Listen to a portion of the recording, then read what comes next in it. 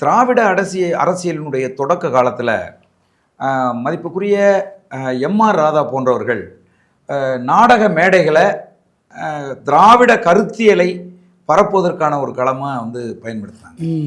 அதுபோல் நீங்கள் தமிழ் தேசிய அரசியலை பரப்புவதற்கான ஒரு களமாக நினைக்கிறீங்களா? கண்டிப்பாக இந்த தமிழ் இந்த உலகத்துக்கே மூத்த மொழி, உலகமெல்லாம் கொண்டாடுகிற மொழி. ஜெர்மனியில் ஒரு பொண்ணு தனி சமூக ஆர்வலராக தமிழுக்கு 100 கோடி ரூபாய்க்கு ஆராய்ச்சி மையம் தோற்றுவித்திருக்கிறார். நான் அந்த பெண்ணுடைய மாண்பை நம்ம எப்படி சொல்கிறது நினச்சி பாருங்கள். இப்போ தமிழருடைய வரலாறுகள் நிறைய மறைக்கப்பட்டே போயிடுச்சு. நான் படித்த காலத்தில் பள்ளிக்கூடத்தில் என்னென்ன இருந்துச்சு? அது சரி. திருவாரூரை தலைநகராக ஆண்ட மன்னன் மனுநீதி சோழன் தன் மகனை தேர்காலில் இட்டு கொன்றான் என்ற வரலாறு இருந்துச்சு. இன்னைக்கு பகுத்துண்டு பள்ளியூர் ஓம்புதல் நூலோர் தொகுத்தவற்றுள் எல்லாம் தலை அப்படின்னு சொல்லிட்டு சாப்பிட்டான். இன்னைக்கு மதிய உணவு சாப்பிடும்போது இன்னைக்கு இல்லையே.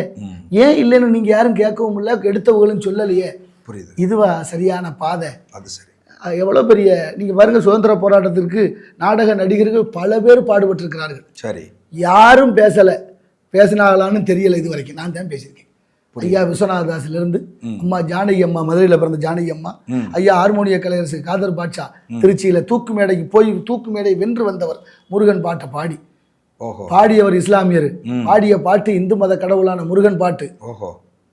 கேட்டவர் யாரு? பிரிட்டிஷ் அரசாங்க நீதிபதி கிறிஸ்டின். அவர் கண்ணீர் விட்டு அழுகிறார். எவ்வளவு ஒற்றுமையோடு இந்த உணர்வும் பண்பும் கலாச்சாரமும் இருந்திருக்கு பாருங்க. புரியுது. அப்ப அவருடைய வரலாறுகள் எல்லாம் பாடப்புத்தகத்தில் வச்சிருந்துருக்கணும்ல? நிச்சயமா. இல்லையே. நான் படிக்கும் போது இல்லை, எனக்கு முன்னவர்கள் படிக்கும் போது இல்லை. 1947 நள்ளிரவு சுதந்திரம் கிடைச்சது. நேரு பிரதமர் ஆக்கி வைக்க ஒரு முக்கிய சிறை கூப்பிட்டாங்க. எத்தனையோ மொழி வழி மாநிலம் இருக்கு.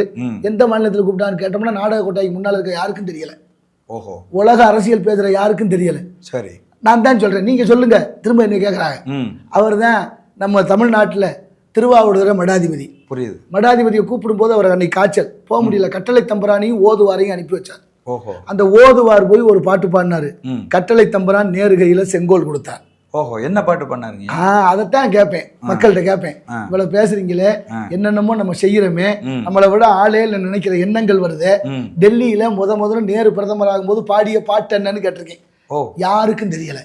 தெரியலன்னா ஏன் தெரியாம போச்சு? சொல்லி வைக்கல. பாடத்துல வச்சிருந்தா தெரிஞ்சிருக்கும்ல.